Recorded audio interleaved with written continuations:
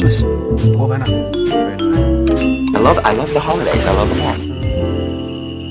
Oi, gente! Como esse ano a gente falou muito sobre contos de fadas e literatura de fantasia aqui no canal, eu achei que seria condizente trazer um conto de fadas natalino pro especial de Natal, desde que não fosse o Pinheirinho do Hans Christian Andersen, porque já tem vídeo sobre ele aqui no canal, nem a Pequena Vendedora de Fósforos, porque eu acho que ninguém precisa de traumas adicionais esse ano. Os Duendes e o Sapateiro, na verdade, é uma compilação de 3 contos envolvendo o que pra gente ficou traduzido como duendes, mas também pode se encontrar como gnomos, ou em inglês The Elves. Como vocês podem ver, critérios não temos. Eu queria ser folclorista para poder passar os próximos 10 minutos explicando a diferença entre essas criaturinhas e especulando o motivo dessas traduções, mas como eu não sou, eu vou apenas aceitar. O primeiro conto, Os Duendes e o Sapateiro, conta a história de um sapateiro muito pobre que estava passando por muita dificuldade para fazer o negócio dele deslanchar, e uma noite ele deixa tudo pronto para poder fazer os sapatos no outro dia e vai dormir.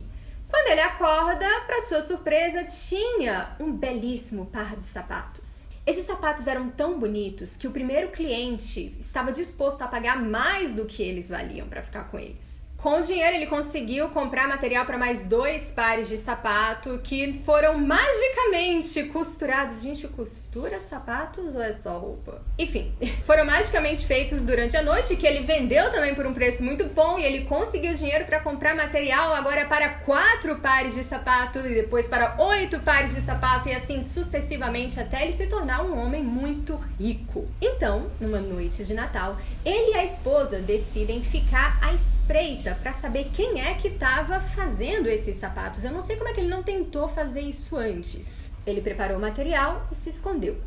À meia-noite, então, aparecem 2 homenzinhos sem roupa e começam a fazer os sapatos. Isso lembrou vocês de alguém? Depois de toda essa ajuda que eles deram, o sapateiro e sua esposa decidiram agradecer esses homenzinhos costurando roupinhas para eles, já que eles tinham aparecido sem roupa. Em vez do material para os sapatos, ele deixa então as roupinhas costuradas. À meia-noite, os homenzinhos aparecem novamente, veem as roupinhas, vestem as roupinhas e nunca mais dão as caras. Mas não se preocupem, o sapateiro ficou muito bem, obrigada. O segundo conto foi meu favorito disparado. Uma mulher é criada numa casa e ela recebe uma carta com um convite para ser madrinha de um duende. Sim, isso fez tanto sentido para mim quanto está fazendo para vocês. Ela pede permissão para ir e chegando lá, depois do batizado, os duendes gostaram tanto dela que eles pediram que ela ficasse mais tempo. Ela então fica 3 dias lá com os duendes e se prepara para voltar para casa com o bolso cheio de moedas de ouro, o que me fez pensar que eles pagaram para ela ser madrinha do bebê duende. Ela entra na casa onde ela trabalhava, pega a vassoura que continuava no mesmo lugar onde ela tinha deixado e começa a varrer a casa. Nisso, e eu ri alto, chegam 2 pessoas que ela nunca viu na vida e perguntam: quem é você e o que você tá fazendo na nossa casa? Acontece que esses 3 dias que ela passou com os duendes, na verdade, foram 7 anos no nosso mundo. E os donos da casa, que eram os patrões dela, morreram. É tipo Interestelar, mas com seres mágicos em vez de pessoas. Esse é um dos elementos que eu acho mais interessantes nos contos de fadas, como que o tempo no Reino Encantado, em Féeria, passa diferente do tempo aqui no nosso mundo. Muitas histórias vão trabalhar justamente com esses desencontros. O terceiro conto é uma clássica história de Changeling, uma criança trocada. Uma mãe percebe que seu bebê foi trocado por serizinhos mágicos e ela é aconselhada a deixar a criança de frente à lareira e tentar ferver água em 2 cascas de ovos. O bebê duende vê isso e começa a rir porque ele é muito velho e nunca viu alguém tentar cozinhar em casca de ovo. Então os outros duendes aparecem, levam o bebê duende embora e deixam a criança certa no lugar, e eu não sei o que pensar disso. Acredita-se que os irmãos Grimm compilaram esses 3 contos em uma história só porque eles eram muito pequenos para ficar sozinhos. E aí eles deram o nome de Die Wichtelmänner. Obrigada.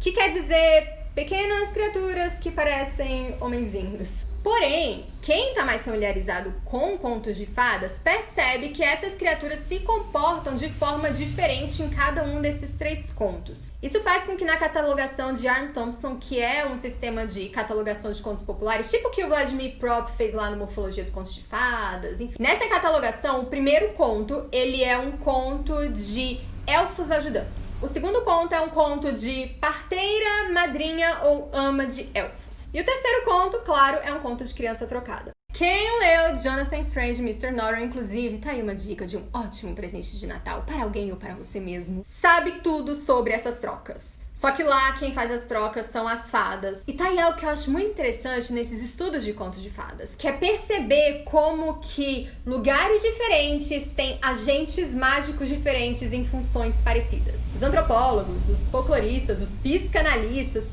piram nisso. E lembrando, claro, que apesar de em inglês aparecer a palavra elfo, esse elfo aqui não tem nada a ver com o elfo de Tolkien. O elfo do século XVI, ali depois dos Sonhos de uma Noite de Verão, até ali o finalzinho do século XIX, no mundo anglófono, é um serzinho diminuto e travesso. Não é a Arwen.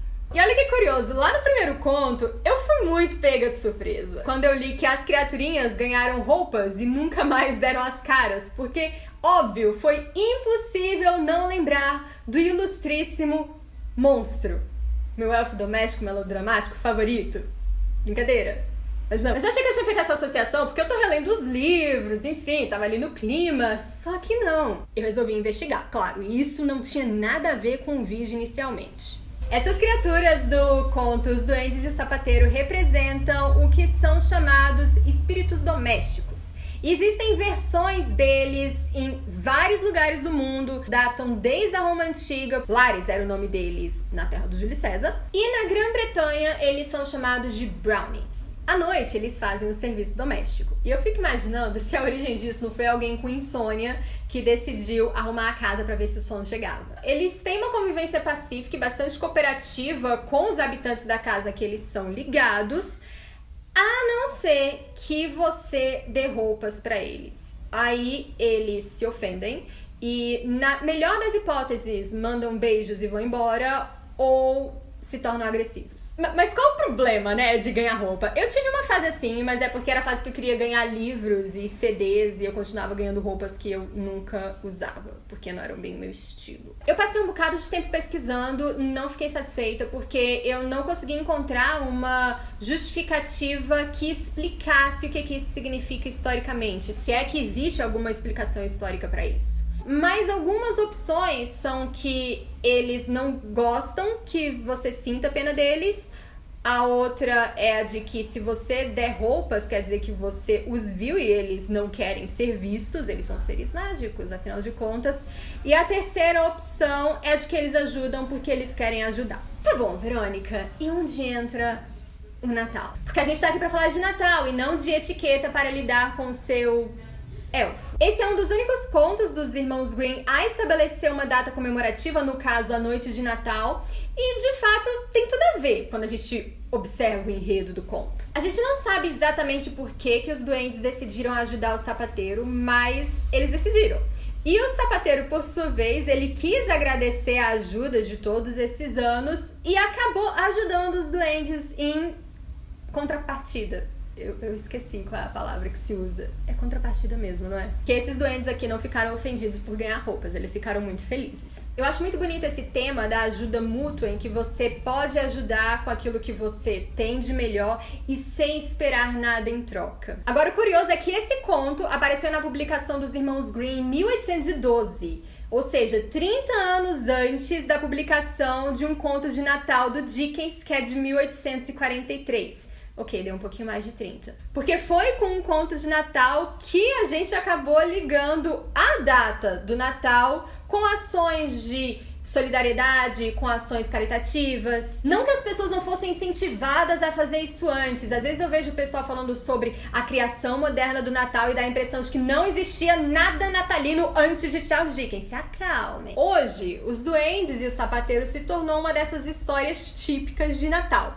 E combina, né? Vamos ser justos. É um conto singelo, mas assertivo, tem uma mensagem bacana e esse toque de maravilhamento que é muito propício para essa época. E fica a dica com spoilers da vida real, porque coincidentemente a Cristina, que vocês já conhecem, vai fazer uma contação de histórias desse conto, Os Duendes e o Sapateiro, na semana de Natal, lá no canal dela. É uma contação de histórias real, não são esses resumos zoados que eu faço aqui não. Então fiquem de olho lá no Tokenista. E joinha, porque dessa vez eu não me atrevi a tentar falar alemão e destruir a língua germânica no processo. Tchau, tchau e até o próximo vídeo!